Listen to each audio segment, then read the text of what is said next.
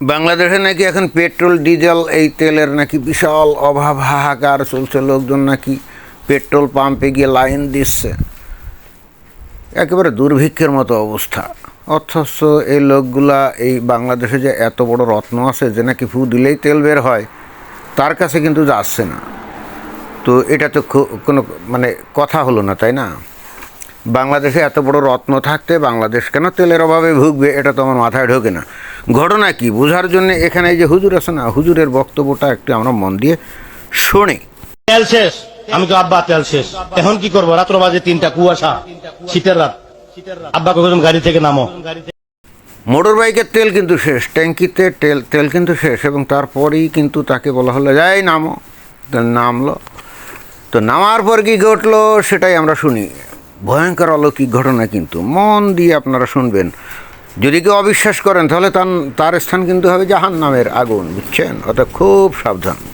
নামছি, টাঙ্কিটা খোলো, খুলছি। টাঙ্কিটা খোলার পরে কিন্তু ফু দিল, ওই যে হুজুর যে ফু দিল না, ফু দিল। আসলে এই ঘটনাটা ঘটিয়েছে কিন্তু এই যে হুজুর আছে এর বাপ মনে হয়, এর বাপই এই ঘটনাটা ঘটিয়েছে। এই মোটর বাইক চালাচ্ছিল, তখন তার বাপই আসলে এই কাজটা করেছে, অর্থাৎ ফু দিয়েছে। হ্যাঁ, ভালো কথা। তো ফু দেওয়ার পরে কি ঘটলো সেটা আমাদেরকে একটু ভালো করে মনোযোগ দিয়ে শুনতে হবে। মনোযোগ না দিলেই কিন্তু ইমান হারা হয়ে যাবেন, অর্থাৎ খুব সাবধান।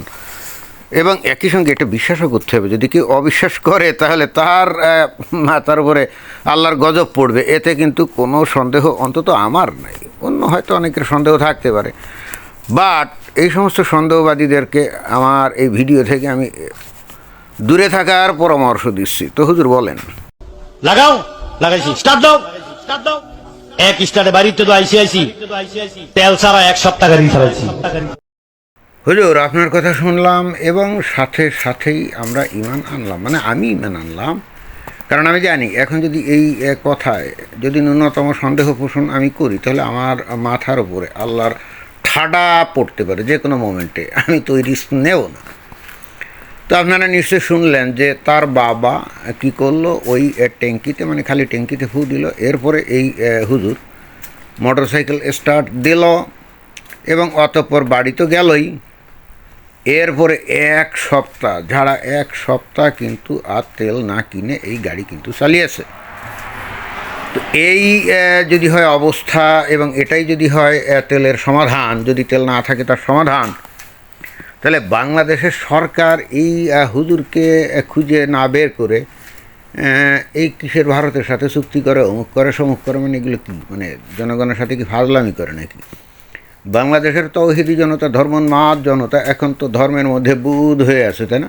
এবং খেয়াল করে দেখেন যে এখানে যারা নাকি বসে এই হুজুরের কথা শুনলো, তাদের মধ্যে থেকে কেউ কিন্তু কোনো সন্দেহ পোষণ করে নাই, কেউ কিন্তু কোনো প্রশ্নই করে নেই, এবং তারা শুনলো এবং বিশ্বাস করলো, শুনলো এবং বিশ্বাস করলো। ইসলামের দাবিও কিন্তু তাই। ইসলামের নামে যত কিছু বলা হোক না কেন, নবীর নামে যত কিছু বলা হোক না কেন, পীর ফকির আউলিয়াদের নামে যত কিছু বলা হোক না কেন, এগুলো কিন্তু শুনতে হবে এবং সাথে সাথে তাতে বিশ্বাস করতে হবে, তাতে কি ঈমান আনতে হবে, এবং তাহলেই আপনি বেহেশতের 72 হুর আপনি পাবেন, তাই না? তো যাই হোক, আমি একটা জিনিস বুঝলাম না, এই বর্তমানে বাংলাদেশে কি ওই ভারত থেকে ডিজেল আনতেছে কী কারণে? এই হুজুর এখনও বাংলাদেশে আছে, তো এই হুজুরকে খুঁজে বের করা এটা কি সরকারের দায়িত্ব না? এবং এখানে এই হুজুরকে যদি বের করে আনা হয় তাহলে এই হুজুরকে ধরে নিয়ে ওই বাংলাদেশের যত পেট্রোল পাম্প আছে, তারপরে ওই তেলের ডিপো আছে, সেই সমস্ত জায়গায় নিয়ে গিয়ে জাস্ট তাকে দিয়ে যদি ফু দেওয়ানো হয়, হ্যাঁ, তাহলে তো সেগুলো তেল ভর্তি হয়ে যাবে, তাই না? তাহলে এই যে বিদেশ থেকে অনেক মানে টাকা দিয়ে, মানে বৈদেশিক মুদ্রা খরচ করে তেল আনা হয়, তার চেয়ে বড় কথা হলো যে ঠেকায় পড়ে এই বর্তমান সরকার, যে সরকার বস্তুত প্রচণ্ড রকম ভারত বিরোধী। কারণ এই বিএনপি নামে যে সরকার আছে, তাই না, তো এদের রাজনৈতিক এজেন্ডাই তো ভারত বিরোধিতা, এদের জন্মই হয়েছিল ভারত বিরোধিতার নামে। তো এইবার নাকে দাসখত দিয়ে তারা ওই যে আসামের কোন জায়গা থেকে এই যে বাংলাদেশে এই যে ডিজেল আনছে, এবং এগুলো তো বস্তুত আমি আগেও বলেছি যে অন্তর্বর্তীকালীন সরকারের সময় বাংলাদেশের লোকজন যেভাবে ভারতের প্রতি ঘৃণা বিদ্বেষ ছড়িয়েছে, তারপরে এই যে এনসিপি সহ বিএনপি যেভাবে ভারতের বিরুদ্ধে বিষোদ্গার করেছে, এগুলো তো আমরা শুনছি। এবং আমরা তখন কিন্তু স্বপ্ন দেখছি যে বাবা এইবার ভারতের উপনিবেশ থেকে, আধিপত্য থেকে আমরা বোধহয় মুক্ত হলাম। কিন্তু কোথায় কি, এই বিএনপি সরকার আসার কিছুদিন পরেই সে ভারতের কাছে গিয়ে নতজানু করে, তারপরে তাদের কাছ থেকে তেল আনে। এবং আমি আগে একটা ভিডিওতে বলেছি যে যেহেতু ভারত দেখছে গত 1.5 বছর ধরে যে বাংলাদেশের মানুষ কী পরিমাণ তাদেরকে ঘৃণা করে, এবং সেই ঘৃণা যে করে সেটার কারণ কিন্তু ধর্মের বা ধর্মীয়, এটা কিন্তু রাজনৈতিক না। অনেকে এটাকে রাজনৈতিক হিসাবে ব্যাখ্যা করে, বাট আমি সেটা মনে করি না। তো ভারত তো দেখছে যে তাদেরকে কী পরিমাণ ঘৃণা করে, কারণ তারা তো হিন্দু, অর্থাৎ মুশরিক, ইসলাম অনুযায়ী তারা তো নিকৃষ্ট প্রাণের চাইতে অধম। অর্থাৎ মুসলমানরা তাদেরকে ঘৃণা করবে, এটাই স্বাভাবিক, ভালোবাসার তো প্রশ্নই ওঠে না। তো এখন সেই ভারতের কাছ থেকে যদি বাংলাদেশ ওই ডিজেল আনে, আমি আগেও একটা ভিডিওতে বলেছি যে অবশ্যই ভারত এখানে একটা শয়তানি কাজ করছে। তারা ওই শূকরের চর্বি নিশ্চয়ই গলিয়ে কী করছে, ডিজেলের সাথে মিশিয়ে ছেড়ে দিয়েছে যাতে ওটা হারাম হয়। হ্যাঁ, অর্থাৎ বাংলাদেশের মুসলমান যারাই নাকি এই ডিজেল ব্যবহার করবে তাদের কাছে যেন জাহান্নাম হারাম হয়ে যায় এই হারাম তেল ব্যবহার করে। তো এইভাবে এই সরকার এই যে বাংলাদেশের মানুষদেরকে যে জাহান্নামের রাস্তা দেখাচ্ছে, এটা কি ঠিক? যেখানে আমাদের বাংলাদেশে একজন হুজুর আছে যে নাকি ফু দিলেই তেল ভর্তি হয়ে যায়, মানে ওই যে মোটর সাইকেলের যে পেট্রোল ট্যাঙ্কিতে না ভর্তি হয়ে গেল না, 7 দিন চললো। তার মানে পেট্রোলের ট্যাঙ্কি ভর্তি না হলে কি আর পরবর্তীতে 7 দিন চলছে নাকি? আমি জানি না পরবর্তীতে হুজুর ওই ট্যাঙ্কিতে মানে তেল যখন ফুরিয়ে গেছিলো আবার ফু দিছিল কি না, সেটা অবশ্যই হুজুর বলে না। তবে নিশ্চয়ই ফু দিলে আবারও ট্যাঙ্কি ভর্তি হতো। এবং আমার মনে হয় যে এভাবেই তারা মোটর বাইক চালাইতো, কোনো দিন আর তেল কেনে নাই। কিন্তু এইটা প্রকাশ্যে বলে নাই, কী কারণে জানেন? তাহলে লোকজন আবার তাদের বাড়িতে গিয়ে ধন্না দেয়, যদি একটা হুড়োহুড়ি পড়ে যাবে না, পাবলিক সব গিয়ে তাদের বাড়িতে গিয়ে মানে জড়ো হবে না, সারা বাংলাদেশ থেকে সব গিয়ে ওখানে হুড়াহুড়ি লাগাবে। তো ওইটা এড়ানোর জন্যই বস্তুত এই হুজুর কিন্তু বলল শুধুই মাত্র 1 সপ্তাহ চলছিল। এরপরে ওই ট্যাঙ্কি যখন খালি হয়েছে, ওর বাপ নিশ্চয়ই ফু দিত আর ট্যাঙ্কি ভরে যেত, কিন্তু এটা বলে নাই বস্তুত ওই ঝামেলা এড়ানোর জন্য। এটা তো আমরা বুঝি এবং আমরা তো বিশ্বাসও করি, ঘটনা সত্য। তাহলে বাংলাদেশ সরকারের এখন উচিত না এই হুজুরকে ধরে তারপরে এর বাপকে খুঁজে বের করা? এই হুজুরের যে বয়স, তার বাপ মারা গেছে আমার তো মনে হয় না, এখনও মনে হয় বেঁচে আছে। আর যদি মারা যায়ও তাহলে ওই হুজুরের ছেলে হিসাবে এই হুজুরেরও নিশ্চয়ই কেরামতি ওরকম।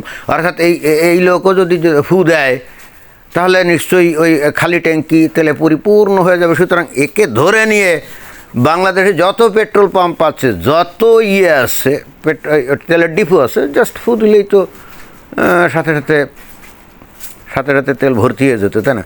তাহলে বাংলাদেশের একই তেলের অভাব থাকতো বলেন?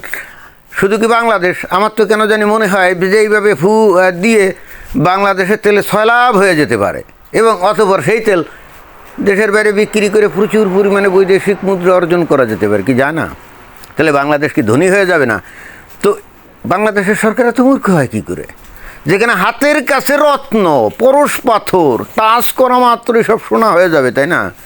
তো তাকে রেখে এই যে ইহুদি নাসারা কাফেরদের কাছে গিয়ে ধন্না ধরে, ভারতীয় হিন্দু মুশরিকদের কাছে ধন্না ধরে, মানে বিষয়টা কি?